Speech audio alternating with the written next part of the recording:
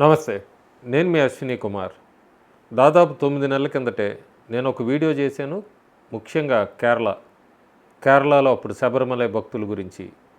కేరళలో ప్రభుత్వం ఎట్లా ఖర్చు పెడుతోంది, శబరిమలై భక్తులకి ఎంత ఖర్చు పెడుతోంది, దేవాలయాల మీద వస్తున్న ఆదాయం ఏం చేస్తోంది అని. ఆ తర్వాత తమిళనాడులో కూడా చూసాము. తమిళనాడులో శ్రీరంగంలో శబరిమలై భక్తుల మీద గుళ్ళో ఎట్లా దాడి జరిగింది, ఆ దాడి చేసిన వ్యక్తులు ఎవరు అంటూ కూడా free Hindu temples from government అని ఒక స్లోగన్ కూడా అప్పుడు స్టార్ట్ చేశాము. దాదాపు జనవరి నెలలో 2024లో. దక్షిణ భారతదేశంలో ఎక్కువ తమిళనాడు, కర్ణాటక, కేరళ ఎక్కువగా ఈ 3 రాష్ట్రాల్లో తీసుకుంటే దేవాలయాల మీద వస్తున్న ఆదాయం అంతా కూడా ఉచితాలకో లేకపోతే ప్రభుత్వ పథకాలకి మళ్లింపే తప్ప దాదాపు హిందూ దేవాలయాలను ఎక్కడ కూడా పట్టించుకున్నది ఏమాత్రం కనబడదు.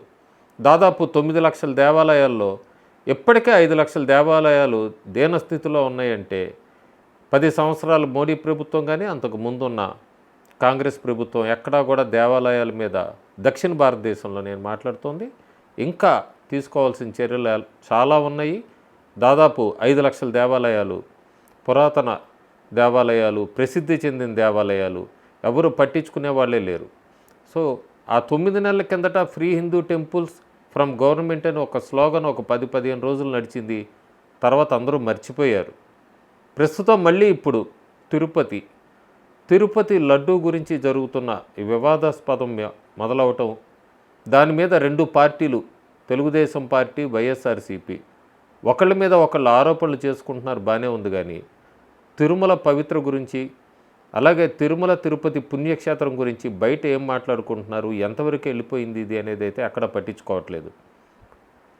మాజీ టీటీడీ వైవి సుబ్బారెడ్డి రాజ్యసభ ఎంపీ, ఆయనకి ప్రభుత్వం నోటీసులు ఇచ్చింది. ఈ లడ్డూలో జరిగిన నాణ్యత, దీని గురించి వాడుతున్న నెయ్యి, అప్పుడు వాడిన నెయ్యి గురించి కూడా ల్యాబ్ రిపోర్ట్స్ అంటూ కూడా 2 ల్యాబ్ రిపోర్ట్స్ బయటికి తీసుకొచ్చింది తెలుగుదేశం ప్రభుత్వం. వైవి సుబ్బారెడ్డి ఆయన మాట్లాడుతూ, మీడియాను ఉద్దేశించి మాట్లాడుతూ, గురువారం ఉదయం రాజస్థాన్ ఉదయపూర్లో ఆ నెయ్యి నాణ్యత అంతా ల్యాబ్ టెస్ట్ చేశాకే, శాంపిల్స్ అంతా టెస్ట్ చేశాకే మేము వినియోగించామని చెప్పి వైవి సుబ్బారెడ్డి వర్షను.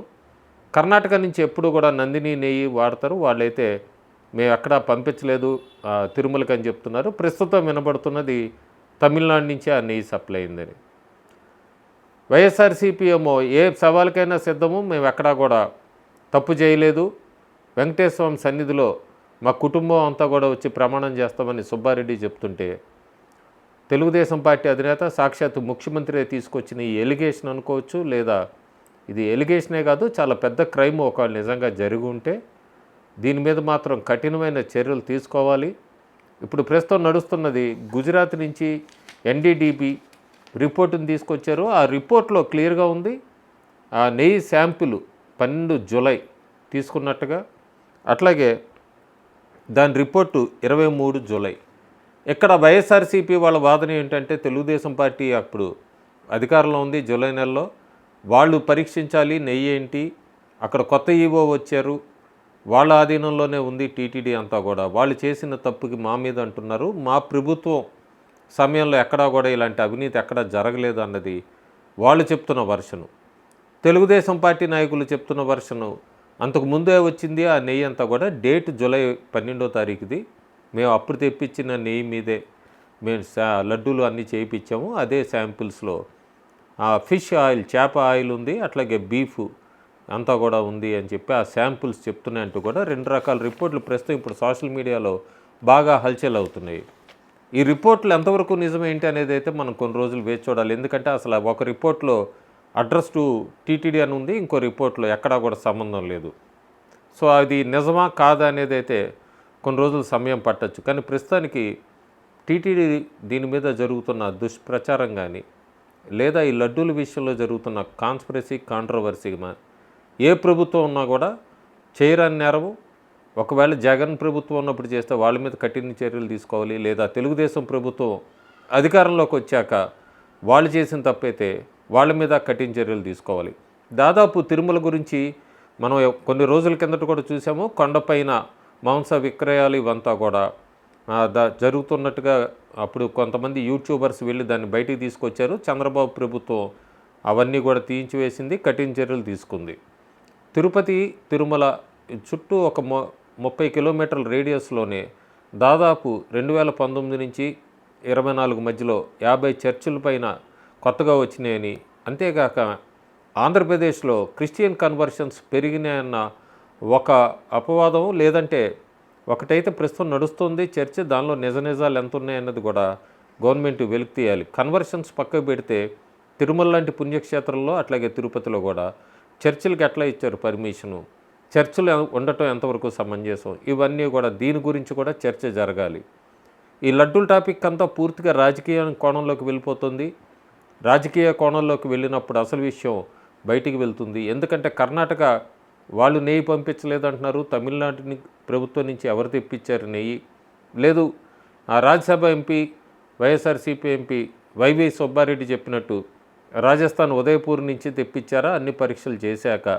అలా అయితే ఈ బీఫు ఇదంతా కూడా ఫిష్ ఆయిల్ ఇదంతా ఈ ల్యాబ్ రిపోర్ట్ ఇచ్చింది నిజమేనా?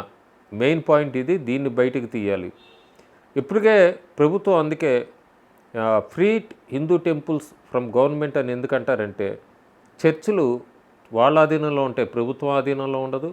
మసీదులకు సంబంధించి కూడా వేరే మతాలంతా కూడా వాళ్ళ ఆధీనంలో ఉంటాయి. కానీ ఒక్క హిందూ దేవాలయాలు వచ్చినప్పుడే ప్రభుత్వ ఆధీనంలోకి వెళ్తాయి.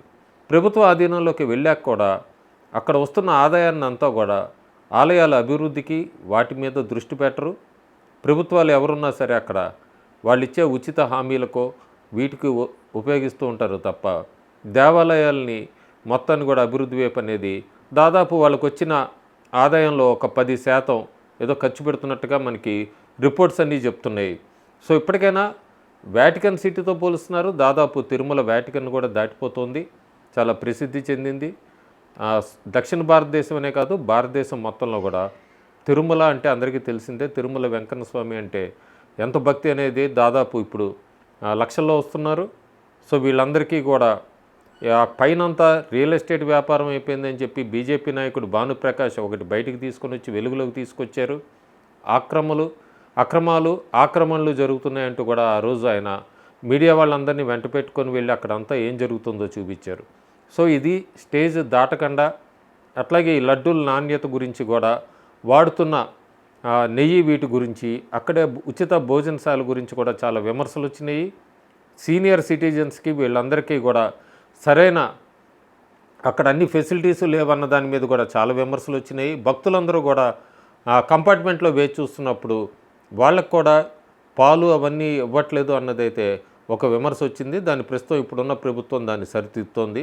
పవన్ కళ్యాణ్ జనసేన నాయకుడు కూడా పూర్తిగా దాని మీద దృష్టి పెట్టారు.